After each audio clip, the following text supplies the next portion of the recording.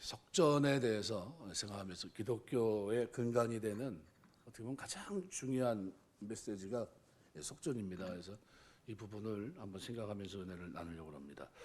그 아들 안에서 우리가 속량, 그 죄사함을 얻었도다. 하나님 우리를 위해 어떤 일을 했느냐, 이걸 아는 거, 이걸 깨닫는 거, 그것도 보통이 아니라 깊이 있게 깨닫는 게 되게 중요합니다.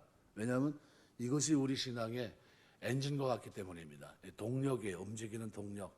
내가 살아가는 동안 충성하는 이유, 봉사할 수 있는 원동력, 내가 헌신하고 충성하고 삶의 비전을 품고 살아가는 근거, 그게 뭡니까? 예수님이 내 죄를 위해서 어떻게 속전하시기 위해서 어떻게 십자가에 피 흘려 주셨다는 거예요.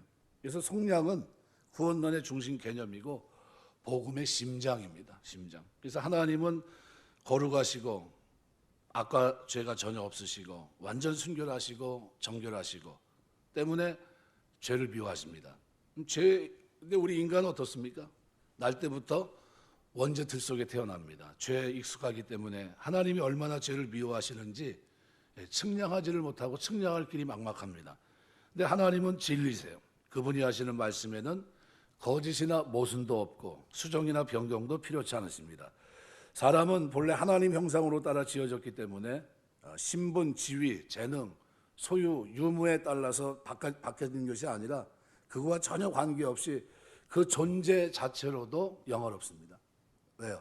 하나님이 창조하신 거기 때문에. 그래서 사람은 하나님 형상을 닮은 특별한 도구이기 때문에 사람 자체의 존귀와 영광이 있고 아름다움, 이것은 말로 표현할 수가 없습니다. 그래서 이 사람은 하나님 섬기고 그분을 드러내고 영화롭게 하는 그분의 특별한 은혜의 도구로 하나님이 사람을 창조하십니다. 그래서 하나님 대신해서 만물을 다스리는 자인데, 그런데 여기서 한 걸음 더 나갔어요. 무슨 얘기냐면 우리 위에 우리를 창조하신 분이 계신데 스스로 다스리는 자가 하다 보니까 주인인 것으로 착각합니다. 그래서 하나님인 것처럼 여기게 됐는데 이것이 결국은 하나님처럼 되려고 하는 마귀의 속삭임에 넘어가게 되고, 그러면서 인간이 하나님 앞에 짓지 말아야 될 죄를 짓게 됩니다. 사람은 하나님 형상으로 지음받았음에도 불구하고 선악을 알게 하는 나무의 열매를 볼 때마다 자신이 섬겨야 될 하나님, 그 하나님이 살아계신 것과 자신이 피조물이라고 하는 것을 늘 기억했어야 됩니다. 그런데 그러지 못하고 오히려 거기서 한 걸음 더 나가서 어떻게 해요? 하나님처럼 되려고 했었습니다. 근데 인간은 스스로 주인인처럼 행동했는데 이 선을 넘어간 거예요. 넘지 말아야 될 선, 하나님이 넘을까 봐 어떻게 해요? 다 좋은데 동상 중앙에 있는 나무의 실과는 먹지 말아라, 먹으면 정령 죽으리라, 이렇게 명하셨습니다. 그런데 그걸 넘어갔어요. 무슨 얘기입니까? 하나님같이 되려고 했던 거예요. 하나님이 큰 영광과 존귀를 사람에게 주셨는데 그들은 거기에 만족하지 않습니다. 그리고 스스로 하나님 자리를 넘보고 그 하나님의 자리에 앉으려고 하다가 결국은 하나님께 죄를 범합니다. 그래서 성경은 66권을 통해 사람들이 고민하지 않는 주제를 다룹니다. 사람들이 고민하는 주제 뭡니까? 어떻게 하면 성공할까? 어떻게 하면 명예로울까? 그죠? 우리 주제는 그겁니다.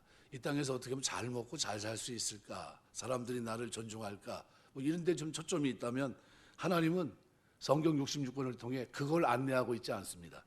오히려 뭘 안내하냐면 창세기 1장 2장은 말씀으로 창조하시고 그 다음서부터 3장부터 요한계시록 전체 66권을 통해서 하나님은 죄를 지은 사람들이 어떻게 하면 하나님과 바른 관계, 화목의 관계를 회복할 수 있을까? 이걸 다룹니다. 66권 전체가 뭡니까?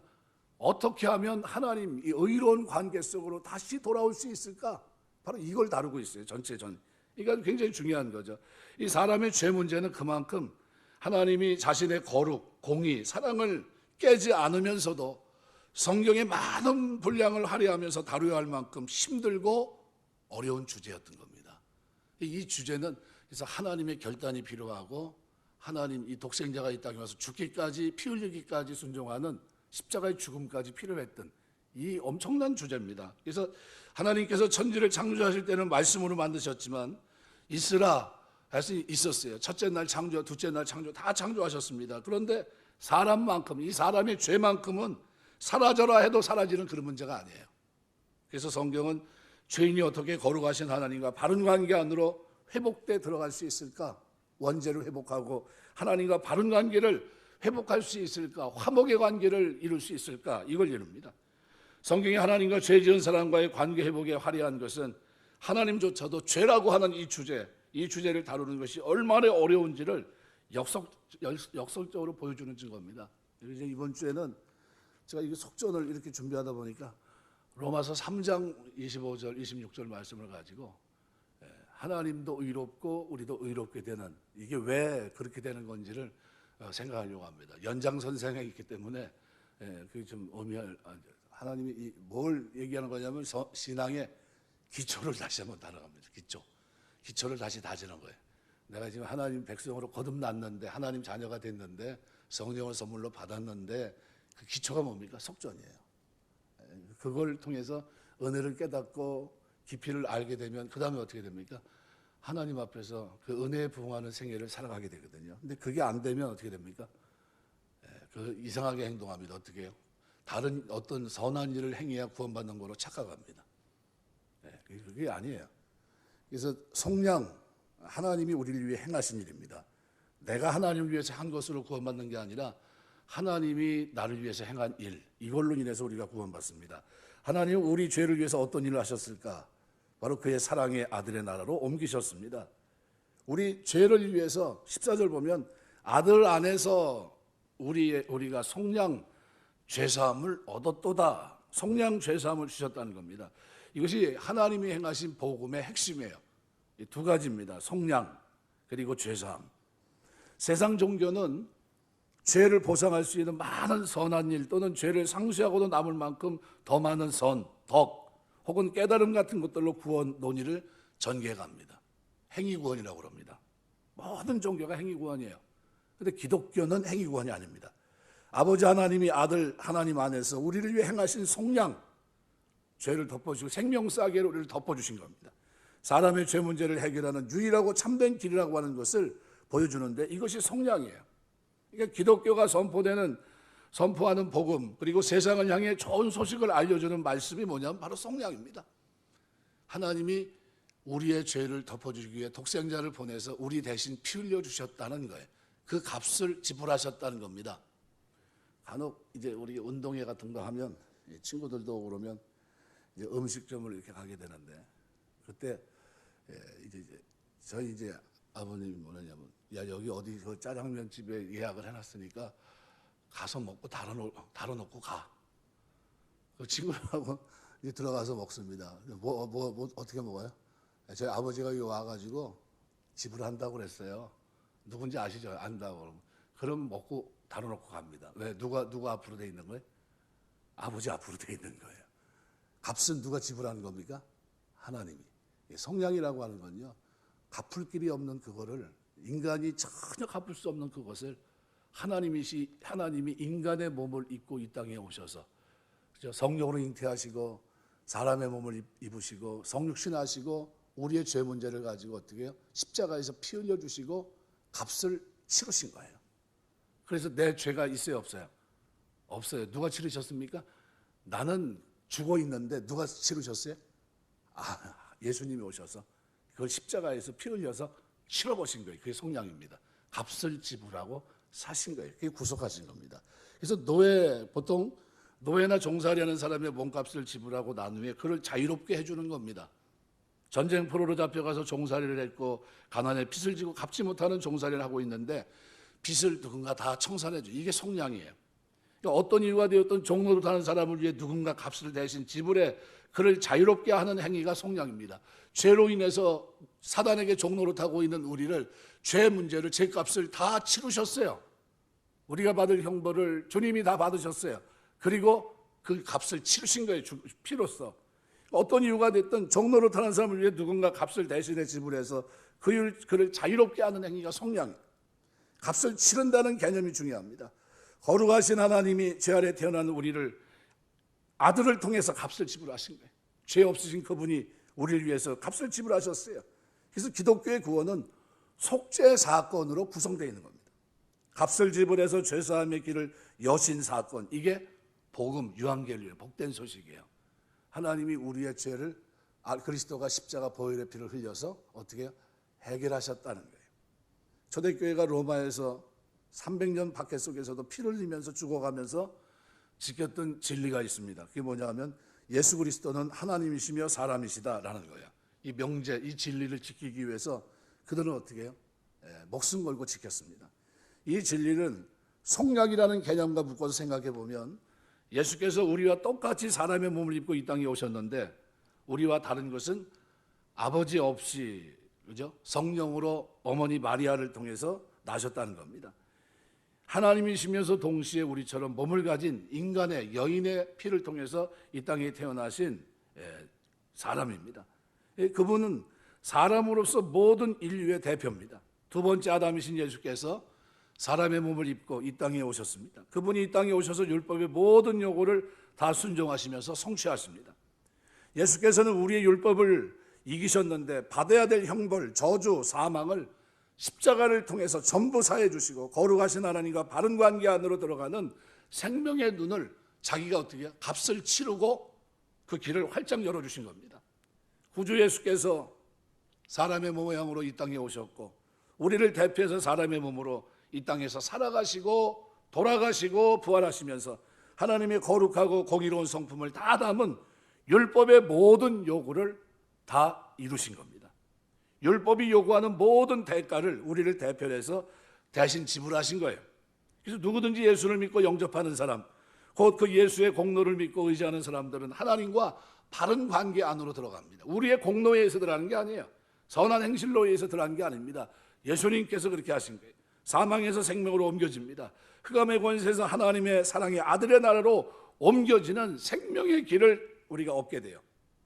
아무 공로 없이 참여하게 되는 겁니다. 이거를 성경은 복음이라고 해요. 복된 소식, 유앙겔리온이.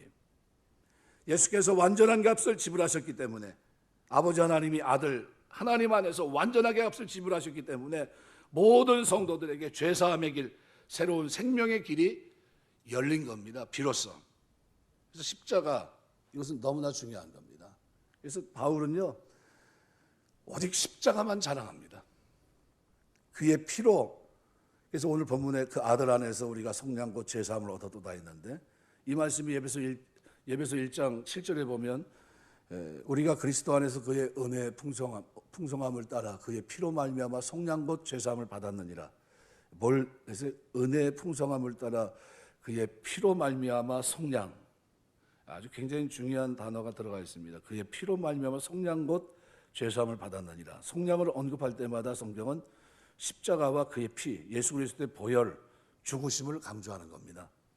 물론 이 부분은 나중에 우리가 이제 이 구속이라는 단어가 우리가 보통 이해를 하고 있는데, 이 단어는 원래 이 뒷부분에 그의 피로, 그죠? 이 부분, 그의 피로 말미암아라는 이 부분은 추가된 것으로 봅니다. 예배소 1장 7절을 근거로 해서 원본에는 원래 없었는데 디아투 하이마투스 아우투라는 단어인데 구속 단어 뒤에 그의 피로 말미암아. 그러니까 이 우리 구속이 뭐로 된 겁니까? 예수 그리스도의 피, 속전, 그죠? 값을 지불한 것으로 인해서 우리가 하나님의 자녀가 됐다. 이거를 아주 잘 설명해 놓고 있는 겁니다. 그러니까 여러분 어떤 공로, 어떤 자격을 갖춘 것이 아니에요. 그래서 이건 너무나 굉장히 중요하고, 이것이 기초가 돼야 뭐 어떤 행위로 말미암아 구원받는다는 엉뚱한 생각을 하지 않습니다. 이미 뭐래요? 이미 구원받고 하나님의 자녀가 되고 그러면서부터 어떻게 하나하나 깨달아갑니다. 그리고 어떻게 해요? 삶을 바꿔가기 시작해요. 성화의 삶을 살기 시작하고, 그러면서 넘어집니까? 안 넘어집니까? 넘어져요. 그런데도 어떻게 해요? 피로 값주고 사셨기 때문에 손으로 꽉 붙잡고 계십니다. 누가요? 하나님 붙잡고 계세요. 하나님과 이미 값을 치르면서 무슨 관계가 되면 아버지와 아들의 관계가 됐어요. 사망의 생명으로 옮겨버렸어요. 천국 시민권을 가진 자가 됐고 하늘의 기업을 받기 합당한 자로 성령께서 어떻게 주도해 가십니다. 그러니까 삶이 완전히 달라져요. 기독교는 그래서요, 예수의 본을 받아 살면서 타인에게 모범이 돼야 그렇게 구원받는 거다 이렇게 가르치지 않습니다. 어느 누구도 예수의 교훈을 듣고 삶으로 실천한다고 구원받을 수 없습니다. 예수께서 우리를 위해 대신 죽으심으로 완전한 값을 지불해 주신 그 예수의 공로를 믿음으로 우리가 만 가지 죄가 가려지고 용서받는 겁니다. 더불어 하나님과 바른 관계를 맺게 되고 생명과 기업의 영광스러운 필요 가운데 값없이 자격 없이 아무 공로 없이 믿음과 은혜로 구원받는 거예요. 이게 우리 예수 믿는 겁니다. 그래서 성경에 보면 가이사랴 빌립보에서 베드로가 처음 신앙 고백을 합니다. 주는 그리스도의 살아계신 하나님의 아들입니다. 그때부터 예수님께서 제자들에게 가르친 내용이 뭐냐 하면 베드로를 비롯해서 사도들의 눈이 비로소 그 앞에 있는 그분이 뭡니까? 주는 그리스도의 살아계신 하나님의 아들로 인식을 합니다. 눈이 열렸어요. 그런데 예수님께서 당신의 고난과 죽으심을 비로소 가르치십니다. 왜요? 그거는 구약의 그림자였던, 그저 모든 짐승의 그림자였던 그것이 예수님이 이 땅에 오셔서 실체가 오신 거거든요. 단 한 번의 화목제물로 그것을 완전히 어떻게 해결하시는 것이기 때문에 그거를 가르치려고 했습니다. 그런데 이해합니까? 못합니까? 이해 못해요. 그때는. 이게 복음의 핵심이었는데. 그래서 주님과 이 십자가는 복음과 기독교의 핵심인데 이것이 우리를 대신해서 지불하신 몸값을 지불하는 것이었기 때문에 그렇습니다. 이 얘기는 나중에 어디서 또 하십니까? 변화산에서 모세와 엘리야가 나타나 예수님과 대화하십니다. 베드로는 절다가 보니까 구름이 덮이고 모세와 엘리야가 예수님과 얘기하는 걸 보면서 깜짝 놀라죠. 거기서 들려진 내용이 뭡니까? 예루살렘에서 별세한다는 거예요. 엑스호도스, 출애굽을 열립니다. 새로운 세상의 시작을 말하는 겁니다. 그러니까 요한복음 5장 39절 보면 너희가 성경에서 영생을 얻는 줄 생각하고 성경을 연구하거니와 이 성경이 곧 내게 대하여 증언하는 것이니라. 그러니까 예수께서 곧 예루살렘에서 돌아가실 것에 대해 말씀하신 겁니다. 빌립보서 3장 8절 말씀에도 또한 모든 것을 해로 여기면 내 주 그리스도 예수를 아는 지식이 가장 고상하기 때문이라. 내가 그를 위해 모든 것을 잃어버리고 배설물로 여기면 그리스도를 얻고 그랬습니다. 바울이 자랑거리가 많았지만 예수 그리스도를 만나고 난 후부터는 전부 모처럼요 배설물로 여깁니다. 왜 그랬습니까? 그리스도 안에 있는 구원의 영광이 다른 것과 비교가 되지 않기 때문입니다. 생각건대 현재고는 장차 우리에게 나타나는 영광과 비교할 수 없다는 거예요. 엄청납니다. 내 죄를 용서해 주신 것은 오직 예수의 속량이라고 하는 것을 알았기 때문이에요. 이게 내 공로가 아니구나. 율법의 바리새인 중에 바리새인이 누굽니까? 바울이에요. 사울로 있던 그는 말 그대로 바리새인 중에 최고의 바리새인입니다. 바리새인이라면요 613가지 율법을 자기 나름대로 지켰다고 생각했던 사람입니다. 그러면 어떤 사람입니까? 의와 인과 신은 어떨지 모르겠지만 사람들 외면으로 보였을 때 그 사람의 삶은 완벽한 거예요. 중심에 탐심이 있었는 거 그것 때문에 고민했지 남들 앞에도 어떻게 자기 양심에도 흔들림 없는 사람이었습니다. 그런데 그가 뭘 깨달아요? 그리스도의 십자가 죽음 부활을 보면서 뭘 깨닫습니까? 아, 이것이 나를 위한 죽음이었구나. 이것이 없이는 어떻게 천국 갈 수 없구나. 이 속량이 구약에서부터 얘기하고 있었던 5대 제사의 종결판이 이거였구나. 이걸 통해서 이 땅에 뭐예요? 새로운 하나님과 아들의 관계를 통해서 새롭게 회복되는 것이구나. 이거를 깨달은 겁니다. 그러니까 내가 알고 있는 지식은 그거에 비하면 아무것도 아니고 이건 뭐예요? 다 배설물이라는 거예요. 이거는 쓸모없는 거고 진짜 쓸모있는 건 뭡니까? 십자가와 그리스도의 부활이에요. 십자가와 그 십자가에서 흘려진 보혈이 내 죄를 덮었다는 이 속량이에요. 이거를 깨닫는 순간 바울은 자기가 가지고 있는 지식이 아무것도 아니라는 걸 깨달았던 겁니다. 그래서 고린도서 2장 2절에 보면 내가 너희 중에서 예수 그리스도와 그의 십자가에 못 박히신 것 외에는 아무것도 알지 아니기로 작정하였습니다. 무슨 얘기입니까? 바울은요 이방인 선교사로 30년을 살아갑니다. 얘기거리를 찾은다면요 많습니다. 우여곡절도 많았고요, 죽음의 위협도 많았고요. 그런데 그런 그가 예수와 관련해서 그분께서 십자가에 달려 죽은 것 외에는 말하고 싶지 않다는 거야. 다른 거는 말하고 싶지 않다. 내가 너희에게 가서 너희가 뭐 잘했 뭐 이런 거 보고 싶지 않다는 거예요. 너희에게 진짜 그 은혜가 있는지 없는지 그것만 확인하겠다는 겁니다. 십자가의 성량의 은혜를 너희가 알고 있냐는 거예요. 이것만 너희에게서 찾겠다는 겁니다. 그분의 십자가, 그분의 보혈, 이 성량의 은혜가 복음이라는 거예요. 그래서 이 복음을 전하는 일에 자기 생명을 조금도 귀하게 여기지 않습니다. 이 복음을 전하는 일에 최선을 다해요.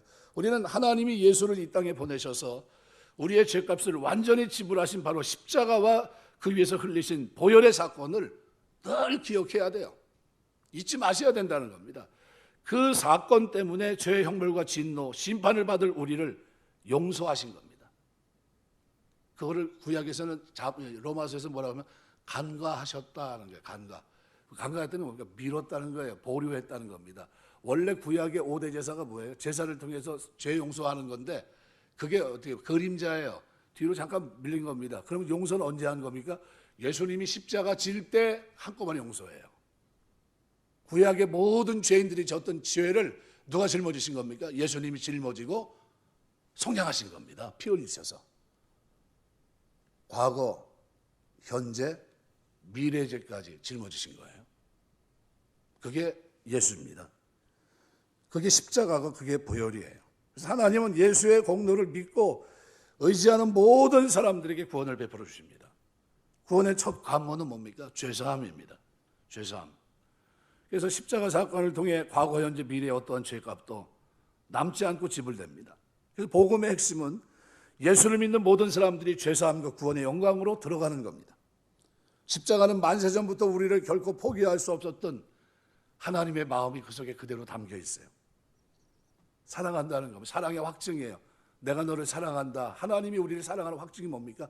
예수님이 십자가에서 보혈의 피를 흘려서 우리 죄를 덮어주신 겁니다. 그게 사랑의 확증이에요. 우리를 향한 사랑이 만들어낸 하나님의 지혜, 하나님의 권능, 하나님의 공의와 사랑의 결정체가 뭡니까? 십자가에서 예수님이 흘리신 보혈의 피예요. 그래서 호리전서 1장 18절에 보면 십자가의 도가 멸망하는 자들에게는 미련한 것이요 구원을 받는 우리에게는 하나님의 다이너마이트 능력이라는 거예요. 주님의 죽음도 우리의 죄값을 대신 치르신 죽음이에요. 그러므로 누구든지 하나님이 예수 안에서 행하신 일이 내 죄값을 완전히 지불했다는 것을 알아야 완전한 죄사함과 자유가 약속되는 겁니다. 그래서 우리가 이게 신앙의 단초라는 게 여기서부터 교회 처음 나오면 뭐부터 설명합니까? 바로 요거부터 설명하는 거예요. 요거부터 죄사함. 이게 중요합니다. 그래서 오늘 본문은 두 가지 얘기합니다. 구속 그리고 죄사함. 아폴리트로시스라는 이 말은 붙들고 있는 것을 놓아주고 풀어주는 것을 의미하는 동사 아폴리오라는 동사에서 유래합니다. 노예나 채무자를 위해 대신 배상금을 지불해서 그들을 자유롭게 하는 것을 가리키는데 로마 3장 24절 말씀. 이 단어는 속전을 나타내는 리트론이라는 단어와 관계됩니다. 노예를 자유롭게 풀어주기 위해 반드시 필요한 속전, 랜선을 지불하는 행위임을 알게 합니다. 그래서 예수 그리스도는 죄와 사망과 어둠의 권세에 신음하는 죄인들을 자유롭게 해주기 위해서 자신의 무죄한 몸을 속전으로 지불하셔서 그들을 구속하십니다. 자신의 몸을 속전으로 지불하시면서 피 흘려주신 겁니다. 이 구속 단어 뒤에 뭐가 있다고요? 그의 피로 말미암아. 원래 초대교회 교부관 가운데 니사 그레고리라는 사람은 여기에 바로 이걸 첨가한 겁니다. 그의 피로 말미암아. 원본에는 없는데 에베소 1장 7절을 따라 후에 추가된 것으로 추정이 됩니다. 그래서 성도의 구속은 무엇을 통해 이루어진 것인지에 대한 이해를 돕는 역할을 합니다. 디아토 하이마토스 아우토라는 것은 누구예요? 그의 피로 말미암아. 예수 그리스도의 피로 말미암아 우리가 구속됐다는 거예요. 속전을 지불하는 겁니다. 그래서 이게 삽입구입니다. 그래서 이 본문의 의미를 아주 설명하게 우리에게 보여주고 있죠. 그다음에 죄사함의 문제입니다. 아페시스라는 말은 석방을 말한 보내버림, 죄를 말소시켰다는 거예요. 누가복음 4장 18절에 보면 포로 상태에서 얻은 자유를 말합니다. 그래서 죄사함이라는 것은 죄의 포로로 매여 있던 자가 그 세력에서 노임받은 것이고 정죄 및 죄책감에서 해방되는 것입니다. 그래서 로마서 8장 1절 2절 완전한 해방이에요. 그 속전을 지불하시면서 사도 바울이 로마서 8장에서 어떻게 해요? 탄성을 지르는 겁니다. 그러므로 이제 그리스도 예수 안에 있는 자에게는 결코 정죄함이 없나니 이는 그리스도 예수 안에 있는 생명의 성령의 법이 죄와 사망에서 너를 해방하였습니다. 뭐를 통해서요? 자기 몸을 들여 속전을 값을 지불하신 거예요. 그래서 이제는 어떻게 해요? 문제가 다 해결된 겁니다. 지불했어요. 음식 먹으러 가라고 했는데 누가 지불했다고요? 아버지가 지불할 테니까 가서 먹으라 그런 거예요. 근데 주님 어떻게 피 흘렸으니까 내가 지불했으니까 걱정하지 말라는 거예요. 죄사함은 구속사건의 결과로 일어나는 현상입니다. 그래서 하나님께서 우리를 위해 독생자 예수의 피로 죄값을 지불하심으로 말미암아 우리를 억누르고 있었던 죄 무거운 짐이 다 사라지고 없어졌다는 뜻입니다. 이로 말미암아 우리는 죄로부터 자유로운 존재가 됩니다. 근데 어떤 학자가 이런 질문을 던져요. 이 죄로부터 해방이 그리스도로 말미암아 이례적 단회적 사건이지만 그리스도를 믿는 사람들이 경험하게 되는 회심의 사건을 우리가 어떻게 이해해야 되느냐는 거죠. 그래서 대부분 사람들은 그냥 얼렁통당 지나갈지 모르지만 이분은 이 죄로부터의 해방이 그리스도로 말미암아 이례적 사건이지만 사건이냐 아니면 그리스도를 믿는 사람들이 경험하는 회심의 사건을 가리키느냐라는 이 질문을 던지면서 이 구속, 그러니까 예수님께서 단번에 자신의 백성을 이룩하신 사건임에 동시에 믿음으로 연합하는 각자에게 일어나는 사건을 이렇게 설명하고 있는데, 이 설명을 오늘 본문에서는 우리가 얻었도다라는 단어를 통해서 아주 명확하게 지적을 하고 있습니다. 그래서 이게 오늘 본문에 보면 현재형으로 되어 있습니다. 1장 14절. 그 아들 안에서 우리가 얻었도다. 뭐래요? 성량과 죄사함을 얻었도다. 이 두 가지를 얻었는데, 얻었다는 에코멘이라는 동사가요, 이게 계속의 의미를 나타냅니다. 직설법 현재 시제 동사입니다. 무슨 얘기냐면 구속 사건, 예수님의 피 흘림은 어째 2000년 전의 일입니다. 역사적 사건입니다. 단회적으로 이루어졌습니다. 하지만 적용되는 시점은 현재입니다.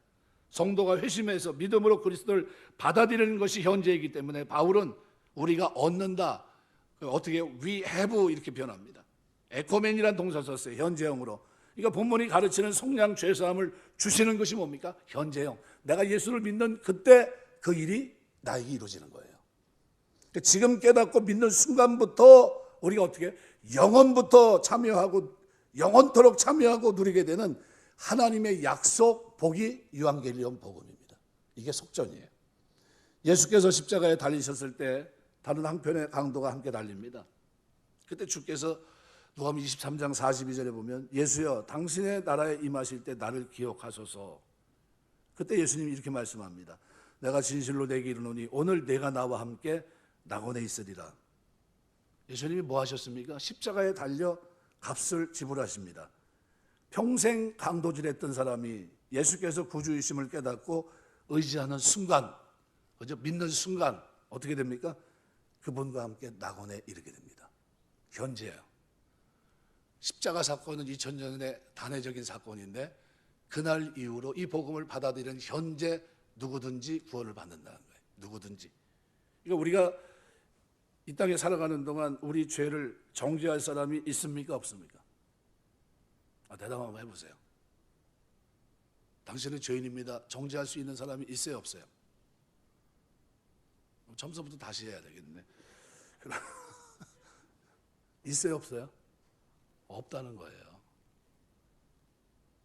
그저 잘하는 우리 집안에 누가 있을까요? 없다는 거예요. 그걸 얘기하는 겁니다.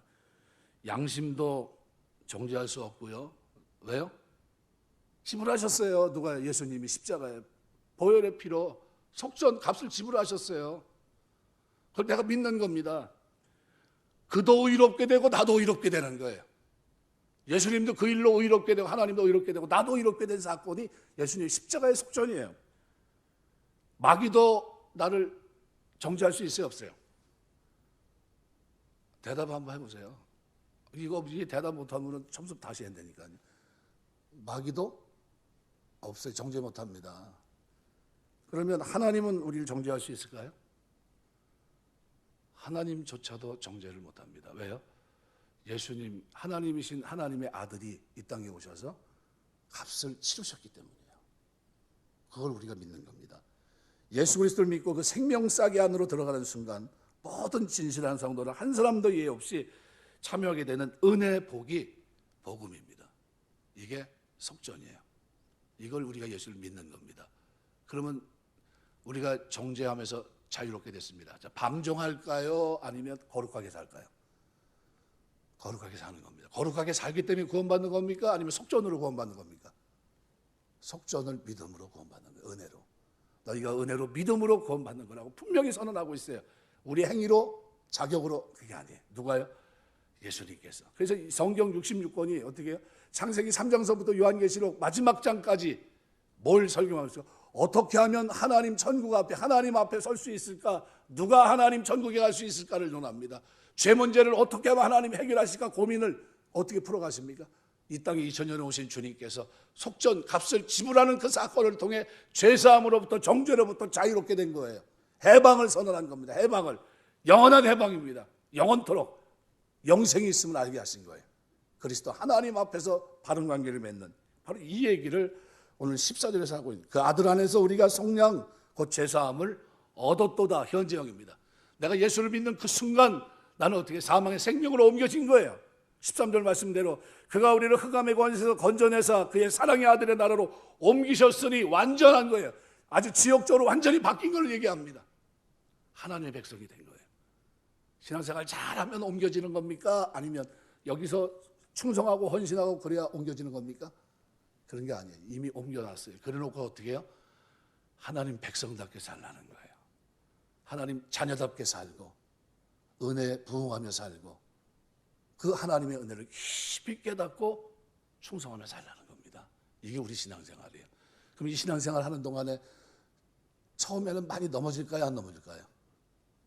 넘어집니다. 여러분, 일이 언제 익숙해집니까? 반복하다 보면 익숙해져요. 신앙생활도 처음에는 어때요? 아주 힘들어집니다. 왜요? 세상 권세 자고하고 있는 이 땅에서 신앙생활합니다. 지금 국가가 예배드리지 말아라 이럴 것까지 관여하고 있잖아요. 행정명령 해가지고 지금 19명까지 예배드리라고 어떤 검사가 이렇게 딱 내렸더라고요, 서울에서.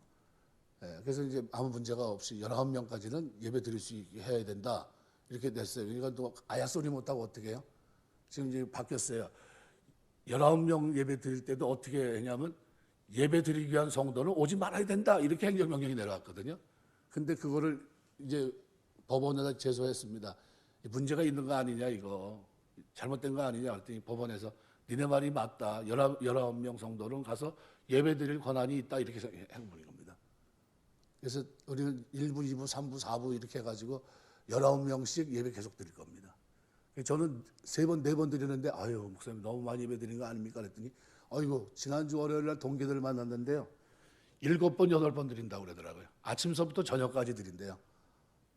계속 예배를 드린대요. 그래서 내가 돼요 그게? 내가 되냐고 그랬어요. 그랬더니 한다는 거예요. 그래서 야, 네. 나보다 더한 사람도 있구나.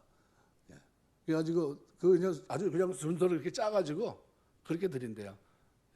1부서부터 그냥 7부, 8부를 드린 하루 왼종일 몇 명, 19명씩 딱 채워가지고 그 이상도 받지도 않고 그렇게 예배 드린답니다. 왜 그렇게 드립니까? 왜 우리가 예배를 포기를 못합니까? 죄사함 받았기 때문이에요. 속전 하나님이 우리의 값을 지불하시고 자녀성 그분이 우리 왕이시기 때문이에요. 그분의 통제 속에 살기 때문입니다. 그래서 우리가 어떻게 해요? 하나님 말씀대로 살려고 하고 하나님 뜻대로 살려고 하고 그 하나님 앞에 엎드려 경배하며 사는 겁니다. 찬송하며. 우리가 살아가는 동안 예배 가치를 중요히 여기셔야 합니다. 가정에서도 예배드리고 교회에서도 예배드리고 시간만 나면 찬송하고 시간만 나면 기도하고 왜 그래야 됩니까? 우리의 구원을 위해서 하나님이 고민을 엄청나게 하신 거예요. 그 엄청난 고민의 결과가 뭡니까? 오늘 우리의 구원이에요. 속전, 값을 지불한 이거를 만들기 위해서 하나님이 직접 인간의 몸을 입고 오는 상상 초월의 장면을 만듭니다. 성령으로 잉태하게 동정녀 탄생을 이 땅에 하나님이 사람이 할 수 없는 그 일을 하신 거예요. 그리고 사람이 상상하지 못했던 하나님이 이 땅에 우리 죄인의 몸을 입고 우리의 죄를 짊어지시고 구약에 간과하셨던 뒤로 밀어놨던 모든 죄를 짊어지시고 어떻게 십자가 지시고 앞으로 미래의 죄까지 다 짊어지시고 주님 십자가 지신 거예요. 구원 받을까요? 못 받을까요? 값을 다 지불하셨는데 아니 그래도 좀 모자란 거 아닐까요? 값은 완전히 지불됐을까요? 완전히 지불된 겁니다. 그래서 로마서에서 사도 바울이 해방을 선포, 해방. 그리스도 안에서 정죄함이 없다고 해방을 선포한 거예요. 이게 우리입니다. 그러면 어떻게 살까요? 이제 죄 가운데 사는 게 좋습니까? 이젠 그렇게 못 살죠. 어떻게 살까요? 의롭고 거룩하고 경건하게 살려고 몸부림치는 겁니다. 하나님 더 사랑하고 왜 나를 사랑하신 하나님이 나를 위해 하신 일을 생각해 보니까 너무 감사하니까 그 신앙생활 하는 거예요. 하나님 앞에 기도하고 찬송하고 예배드린 겁니다. 우리 신앙생활 하는 동안 즐거움으로 이 길을 걷게 되시기 주의 이름으로 축원합니다. 도살장에 끌려가는 소처럼 제가 이제 도살장에도 가봤어요. 돼지 잡는데 가가지고 몇 마리 잡아봤거든요. 안 들어가요. 도살장으로 안 들어갑니다. 알아요. 소들도 알고 돼지도 알아요. 이거 어떻게 들어오는지 아십니까? 전기 충격기 가지고서 뒤에서 툭툭 칩니다. 깜짝깜짝 놀라면서 앞으로 가요. 좁은 길로 하나씩 들어가면 전기 감져서 죽어요. 그렇게 되더라고. 그걸 이제 보면서 야, 돼지가 저렇게 죽는구나. 소가 저렇게 죽는구나. 제가 처음 봤어요. 도살장에 가가지고 아 그렇구나. 하나님이 우리를 살리려고 어떻게 해요? 영원히 죽을 수밖에 없는 일을 위해서 이 성령의 프로그램, 이 놀라운 지혜와 능력으로 이 일을 추진하시고 2000년 전에 그리스도가 이 땅에 오셔서 그 일을 완성하신 겁니다. 그리고 그래서 완벽하게 어떻게 해요? 믿고 믿지 않는 자들을 구원하시기에 언제요? 다시 오시마 약속한 겁니다. 그리고 오셔서 이 문제를 깨끗하게 정리하십니다. 어떻게 해요? 그 그리스도를 믿는 간거한 이 놀라운 은혜를, 속전의 은혜를 믿지 않는 자들과 믿는 자들을 구분하셔서 어떻게 해요? 그들을 영원한 영벌에, 또 한쪽은 영원한 영생을 누리는 천국에서의 삶을 보장하신 겁니다. 이 믿음을 가지고 내가 이 땅에서 가장 잘한 건 뭐예요? 여러분 잘한 건 뭡니까? 예수 믿은 거예요. 여러분 늘 그렇게 생각하세요. 내가 참 나같이 미련한 게 하나님 은혜로 이 세상에 가장 잘한 게 있다면 뭐예요? 나 예수 믿은 것밖에 없다. 이게 누구 고백입니까? 사도 바울 고백이에요. 30년 하나님 앞에 쓰임받았던 그가 고백한 게 뭡니까? 다른 거 볼 거 하나도 없고 속전을 아냐 이거예요. 복음의 메시지를 알고 있냐, 주님의 사랑을 알고 있느냐, 이걸 얘기하고 있거든요. 여러분 우리가 이 사실을 잊지 마시고 주님 생각할 때마다 주님 내가 이 은혜를 뭐로 보답할까 하는 심정을 가지고 믿음 생활하는 여러분 되시길 주의 이름으로 부탁드립니다. 기도하겠습니다. 감사합니다.